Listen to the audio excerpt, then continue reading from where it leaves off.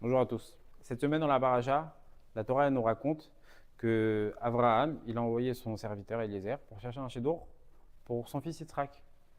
Et le Midrash là-bas, il raconte que Eliezer, qu'est-ce qu'il a fait? Il a voulu proposer sa fille à Abraham Avinu. Il lui a dit, est-ce que ma fille elle peut se marier avec ton fils? Abraham Avinu, il a dit une phrase terrible. Il lui a dit, Ata aro ve'en aro midabek bebaro. Qu'est-ce que ça veut dire? C'est-à-dire que toi, tu es différent de moi. Entre guillemets, on n'est pas dans la même classe sociale et on ne peut pas se marier ensemble.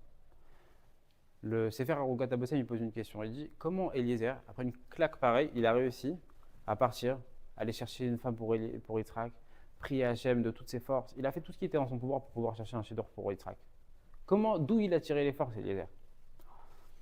Et la réponse, elle est en fait que Abraham Avinu, quand il lui a fait le serment, qu'est-ce qu'il lui a fait jurer? Il lui a dit Eloé Hashamaim ve'aretz.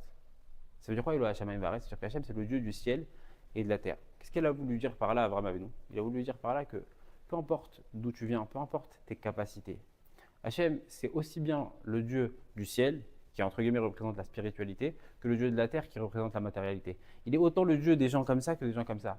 La question, c'est pas de savoir avec quelle capacité tu es né, de quelle famille tu viens. La question, c'est de savoir quel effort tu fournis à Hachem. Si une personne y vient avec des petits kilim, ça veut dire qu'avec des petites capacités, et il fait tout ce qui est en son pouvoir, il peut arriver à la même chose que quelqu'un qui peut faire des prouesses et faire des choses qui sont extraordinaires. Pour Hachem, ça n'a pas d'importance. D'ailleurs, on va raconter une histoire à ce sujet. Il y avait quelqu'un qui, à 80 ans, il a décidé de faire tchouva. Non, lui, il avait déjà un fils qui avait fait tchouva, il étudiait au collège, et donc il est parti au Beth Midrash. Il lui a dit, papa, voilà mon fils, je veux qu'on étudie ensemble. Il a dit, ok, viens, on étudie la Gemara. Le père, il dit à son fils, viens, on étudie la Gemara. Le fils lui dit, papa, ça marche pas comme ça, il faut que tu apprennes à lire les lettres, etc. Le fils, il étudie avec son père, jour après jour, jusqu'à ce qu'au bout d'un an entier d'études, ils ont réussi à finir un daf de Gemara. Un daf, ça veut dire une page recto verso. Le père, fier de lui, il dit voilà, on va faire un sioum. Son fils lui dit papa, c'est pas possible, on peut pas faire un sioum. Un sioum, ça se fait quand tu finis tout le traité de la Gemara.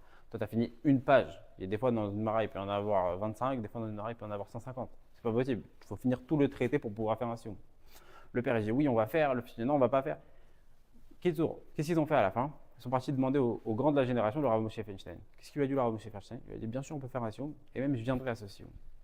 Ils ont fait le sioum, il y avait une grande joie, le père il était content, il était fier de lui. Le lendemain, le père il est parti dormir et il s'est pas réveillé. Et le Rav Moshe Feinstein il a dit, il y a une personne qui peut avoir son Olam Haba avec un daf de Gemara.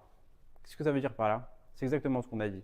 Une personne, s'il fait ce qu'il doit faire, il va arriver au même Olam Haba que Avraham Avinu et Moshe Rabbeinu. Aïkar, le plus important, c'est de réussir à faire ce que Hachem veut de nous. Shabbat Shalom.